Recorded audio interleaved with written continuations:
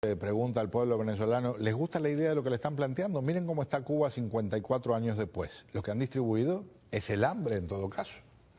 En términos de mercadeo electoral, lo que estamos viendo, este escenario de lenguaje violento, es lo correcto para ambos candidatos. Quiero decir, no hay modo de mordisquear el electorado que el no alineado. Ambos tienen. Nicolás Maduro necesita dividir la votación, que su votación dura, la del chavismo, y la votación de Chávez se concentre y se active. Se habla de un nivel de abstención importante en el electorado chavista, que votaba por Hugo Chávez, no por Nicolás Maduro. Por lo tanto, ellos tienen que usar todos los elementos visuales del lenguaje, diciendo que el país no puede caer en manos de los pitiyanquis, que le quieren entregar el país a los Estados Unidos. Todo ese discurso que es común, pero lo están acelerando. Y el propio Capriles tiene un discurso también bastante rudo, bastante fuerte, pero que lleva también a mantener sólida su base de sustentación, que son 6.500.000 votos. Si la votación de Capriles no se mantiene, no tendrá ninguna oportunidad. Y si la votación de Chávez, que no es la de Maduro, no se mantiene en altos niveles, uno de los dos pudiera tener graves problemas en la campaña. Todas las encuestas hablan de que quien pudiera tener mayores problemas es Capriles, y es natural. Él está peleando contra un Estado total. Claro. Consejo Nacional Electoral, Fuerzas Armadas, todos los poderes públicos.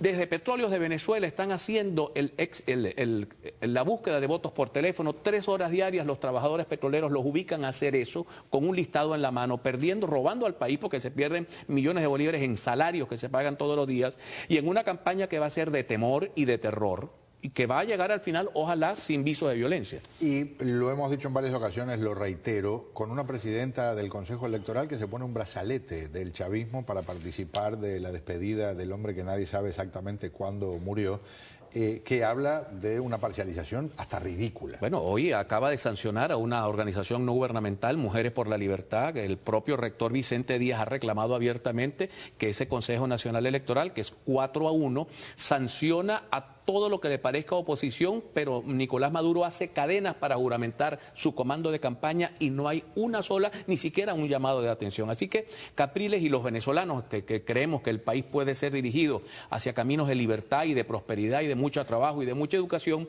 estamos enfrentándonos a un monstruo, y Capriles lo ha definido mucho, es el David contra Goliat. Vamos a tener que lanzar la piedra bien lanzada para poder golpear en los sitios más débiles y poder derrocar esto. Por eso es tan importante, por ejemplo, que la comunidad de venezolanos de acá que me ven de la Florida se pongan ya activados cada uno con su comando de campaña en su casa. No hay tiempo para muchas reuniones, hay tiempo para moverse hasta Nueva Orleans, a llevar desde acá, más que una votación numerosa, que la queremos que sea así numerosa, un símbolo para Venezuela, que los venezolanos de Miami se mueven 1.500, 1.600 kilómetros para votar. Bueno, los venezolanos que están en casa, que están a 2 cuadras del centro de votación, tienen que ver el ejemplo de la gente de la Florida. Yo creo que eso es muy importante, que ustedes venezolanos que me escuchan se activen inmediatamente a buscar el boleto, a buscar el autobús, como sea. Tenemos que llegar todos a esa ciudad a expresar nuestra opinión y a darle un aire de esperanza, de estímulo, de inspiración a los venezolanos que están en la patria. Ahora después le quiero pedir su análisis de algo específico que dijo Enrique Capriles, pero primero quiero que compartamos algo más de los desvaríos de Nicolás Maduro. Presidente Obama, pare los locos que usted tiene. Roger Noriega y Otto Reis siguen conspirando y manejando mucho dinero para destruir la paz social de nuestro país. Si ustedes lograran perturbar con esos locos la vida social de nuestro país, nuestro pueblo no va a abandonar jamás esta revolución. Lo que podrían provocar es que esta revolución cambie de carácter y pase de la pacífica revolución que hemos tenido, de la democrática revolución que hemos tenido, a otras formas de lucha, constitucionales también, a otras formas de hacer revolución. A mí me fascina el concepto ese de mostramos la Constitución cuando nos conviene, cuando no nos conviene la ponemos debajo de la mesa, y yo soy un presidente que acaba de violar la Constitución, porque ese es el caso con Nicolás Maduro, esa es la realidad. Fíjate algo, Pedro, Maduro está siguiendo un guión bien elaborado. Primero, inventan la especie de que a Enrique Capriles lo va a matar un señor acá en los Estados Unidos llamado Otto Reis, y otro señor por allí lo van a matar. Eso significa que hace una semana para acá Nicolás Maduro dejó de hablarle a Capriles y le está hablando a Obama, el presidente de los Estados Unidos, y baja de ranking a Capriles. Esto es interesante porque es parte de marketing político. O sea, ellos lo que están buscando es reducir a Capriles a la mínima expresión, no rankearlo, no debatir, no aceptó el debate y ¿qué le toca? Salir a tratar de debatir con el presidente de la nación más poderosa del mundo. Desde el punto de vista del mercadeo político, me parece brillante. Pero eso que ha dicho al final allí ha sido muy grave.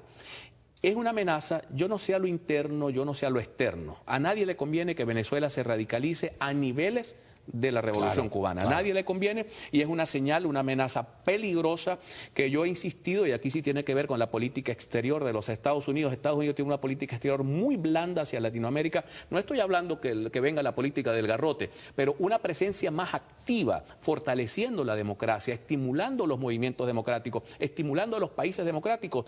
Aquel cerco al vecindario que en algún momento fue tan exitoso y que permitió que gente en Panamá, que gente en Colombia, que gente en Chile gobernara o gobernantes demócratas, permitió detener ese cerco al vecindario, los avances de Hugo Chávez por Latinoamérica. Hoy creo que a Obama le tocaría un ejercicio de política exterior un poco más agresiva, buscando detener incluso que Venezuela llegue a niveles de cierre, como dice Carlos Alberto Montaner.